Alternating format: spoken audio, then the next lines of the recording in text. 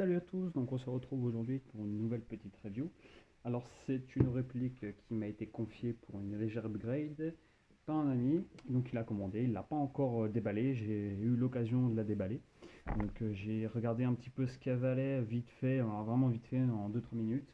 C'est le R36, hop, donc le G36 de chez Army Armament. Donc ça a été commandé sur Airsoft Entrepôt avec en sup deux chargeurs. Et pour l'instant, on n'a reçu que le joint Maple Leaf. Donc c'est le super en 50 degrés. Vous verrez pourquoi juste après. Donc je vais ouvrir tout ça et puis on va décortiquer un petit peu la réplique. Donc je l'ai posé vite fait sur mes genoux pour que vous voyez un petit peu le contenu de la boîte. On va avoir une fiche qui a morflé en disant voilà, faut faire ceci, faut pas faire cela. On va avoir un manuel d'explication qui est basique, qui explique très bien par les images, malgré que ça soit marqué en anglais et en chinois. Hop, ouais, c'est vraiment copié sur du WE, comme on peut voir, le speedloader, c'est speedloader spécifique WE, quoi. De toute façon, la réplique, vous verrez, elle est copiée-collée sur du WE. Hop, voilà un petit peu. Alors, pareil, cherchez pas le site internet de chez Army. J'ai cherché sur Google pendant une bonne journée. J'ai jamais rien trouvé. Donc, je sais pas s'ils ont un site internet, mais je pense pas. Donc, on va avoir à l'intérieur un speedloader avec un embout spécifique. Ouais, ça en fait encore un de plus. Je dirais c'est toujours pas mal d'avoir. On va avoir deux chargeurs. Oui, la réplique est livrée avec deux chargeurs. Et c'est pas plus mal d'un côté. Hop, qui sont couplés et vous verrez que c'est pas une bonne chose. Une tige de débourrage, ça c'est toujours pratique. Hop, débourrage, nettoyage. Et enfin, la réplique. Et donc voici la réplique, sortie donc de la boîte. Alors, on va virer les chargeurs. On passera dessus après. Là voilà, donc le poids à la prise en main est plutôt agréable. Très agréable même je dirais.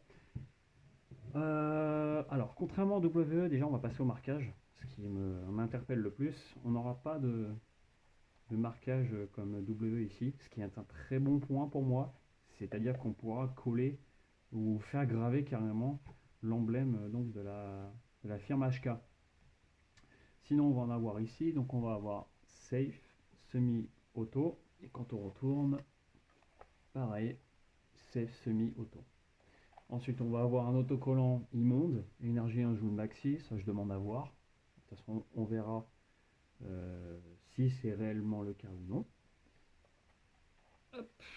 La réplique est faite d'un ABS relativement dense, je trouve. Même la crosse, c'est de l'ABS. Le bouton de verrouillage de crosse, c'est de l'ABS également. La détente en métal, le sélecteur de tir en métal. C'est pas de l'acier, pour moi ça doit être sûrement du Zamac. C'est souvent le cas. Ouais. Les goupilles sont en acier, les vis également en acier.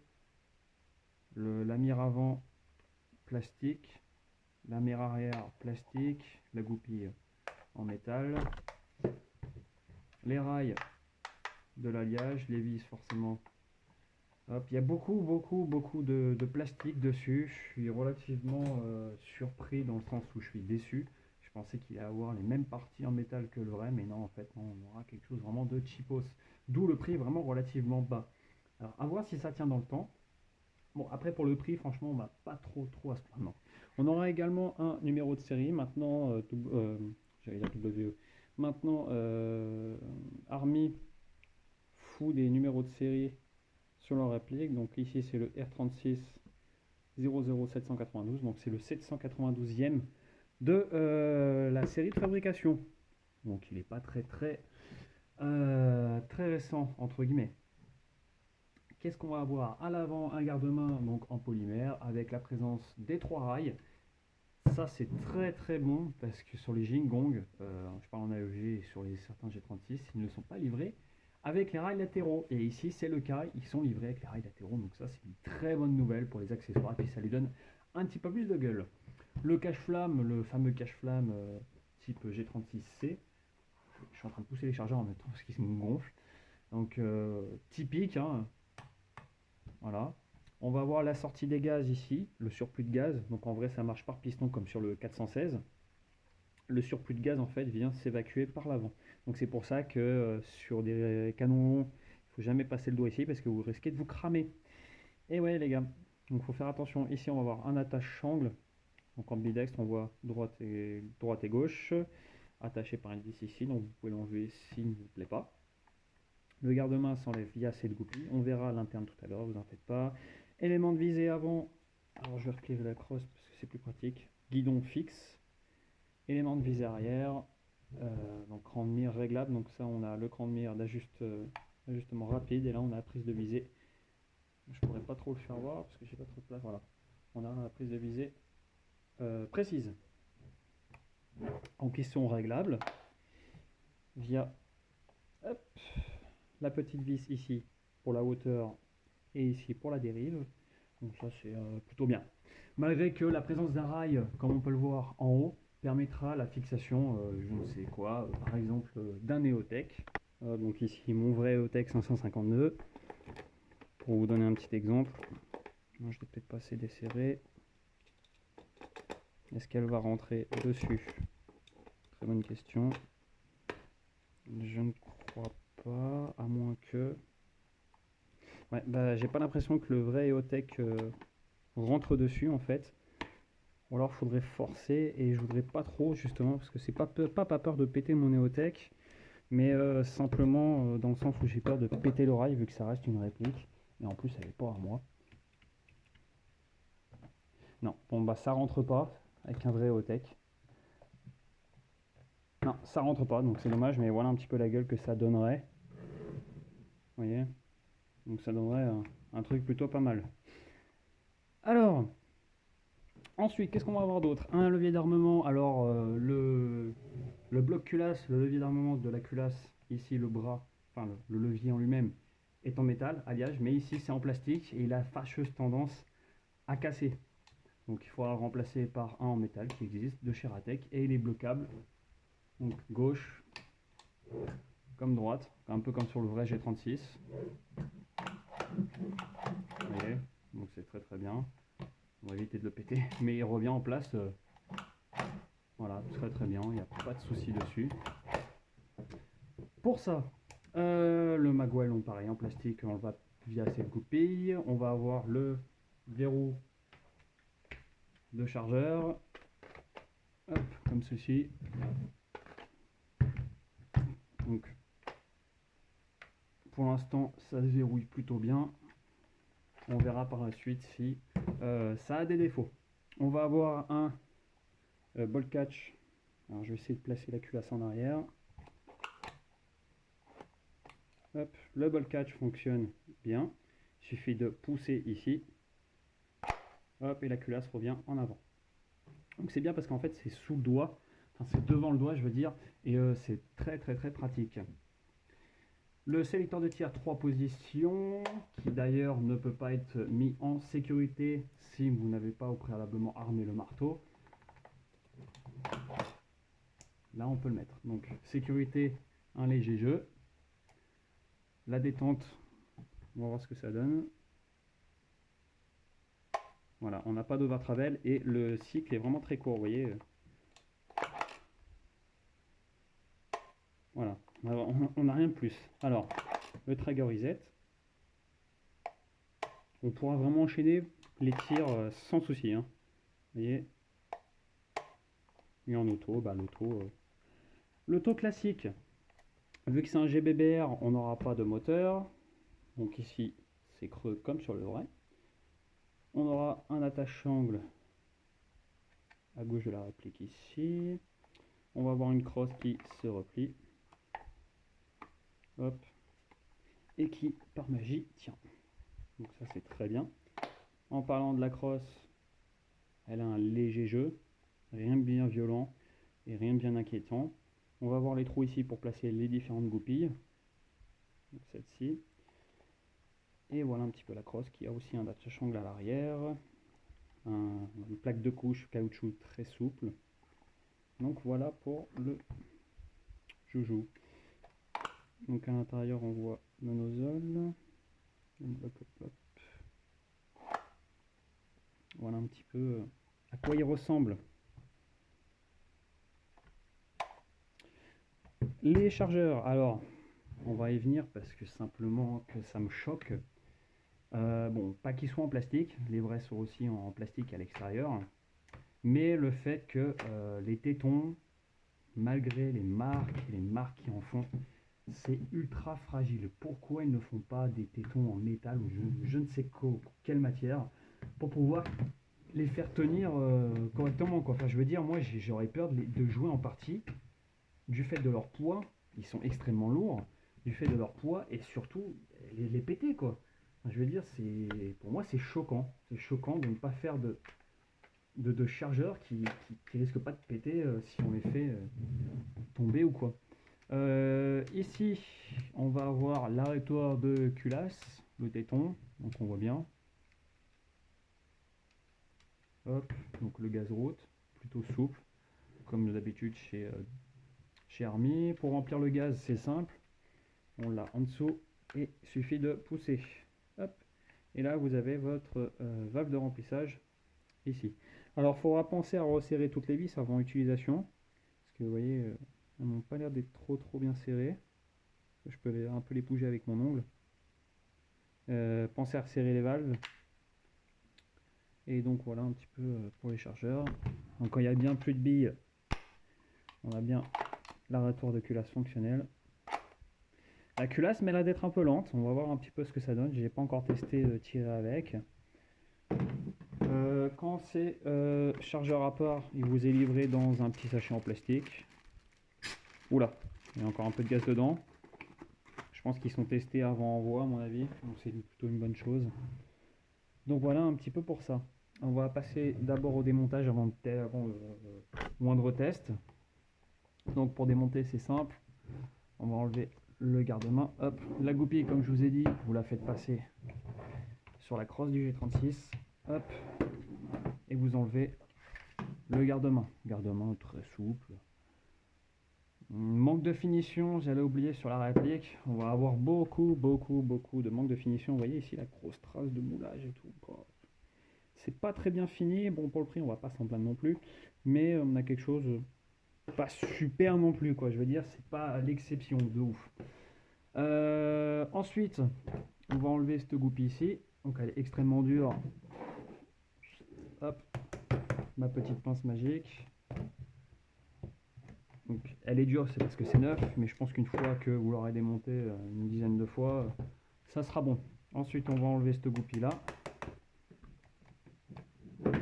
Elle, par contre, elle est un petit peu plus dure, j'ai l'impression. Hop, et là pareil. Alors, si je la fais tomber, ça va le faire. Voilà. Hop. Là ensuite, vous faites basculer le magwell.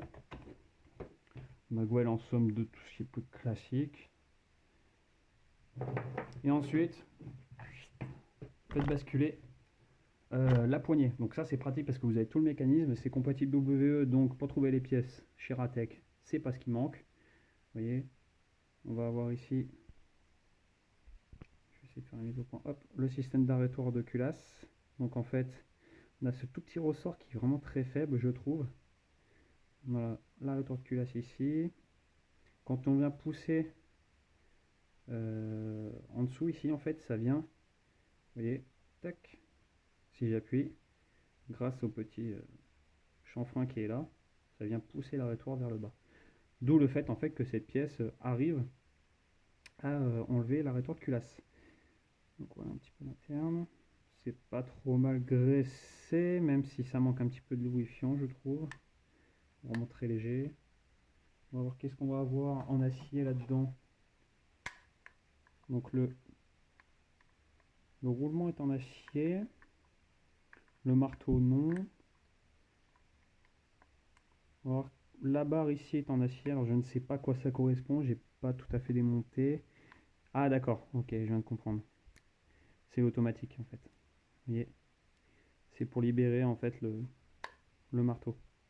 Si j'appuie, hop, ça vient libérer le matos. D'accord. Donc cette petite barre est en acier, ce qui est pas mal en soi. Les ressorts également.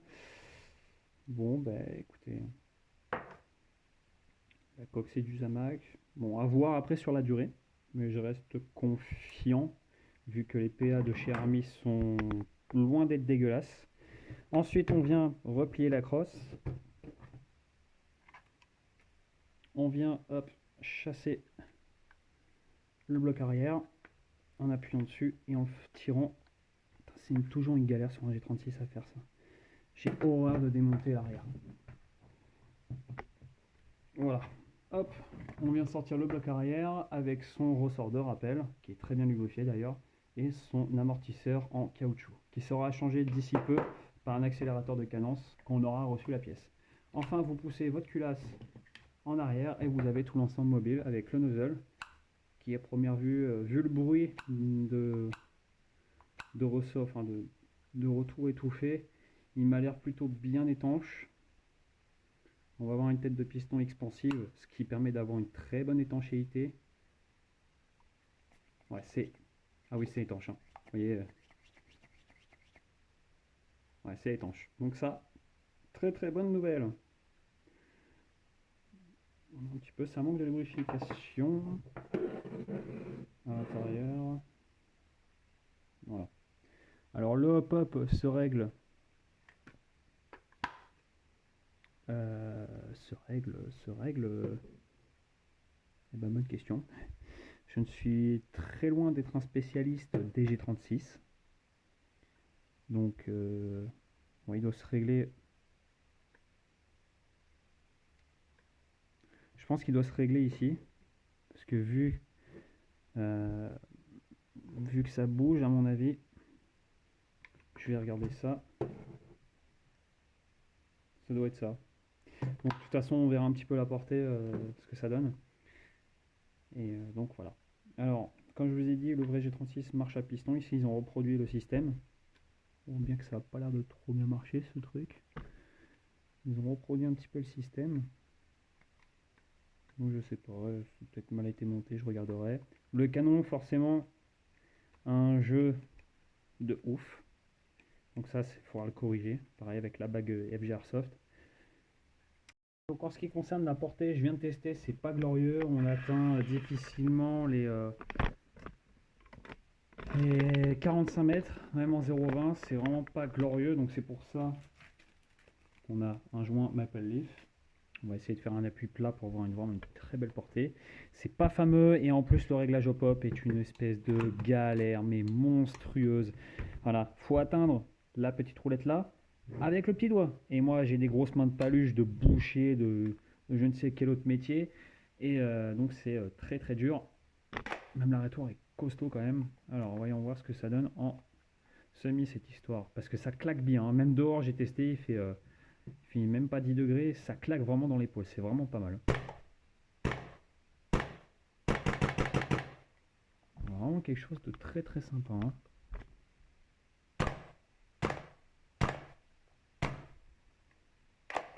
Et en auto. Donc c'est pas mal du tout. Moi j'aime bien. C'est surtout que ça claque bien dans l'épaule. On a vraiment pas un kick de ouf, mais très franchement c'est vraiment pas mal. Avec ça, donc j'ai testé avec du propane pur. Donc ça tire vraiment très très bien. Je suis convaincu du fonctionnement donc de cette réplique. Donc bah moi pour l'instant j'en ai fini avec ce petit G36 C de chez Army Armament. J'espère que ça vous a plu, que ça a permis de vous faire découvrir un petit GBBR vraiment pas cher du tout et disponible en France au prix de 150 € je crois, tout à peine. Et donc voilà, quasiment jouable en sortie de boîte, juste remplacez-moi ce joint tout pourri du G36 par un bien, au moins un Maple Leaf ou similaire, qui sont reconnus pour être de très bons joints. Et puis je pense que ça suffira pour pouvoir jouer avec. Voilà, moi je vous remercie d'avoir vu cette petite vidéo et puis moi je vous dis à bientôt. Allez, ciao les gars!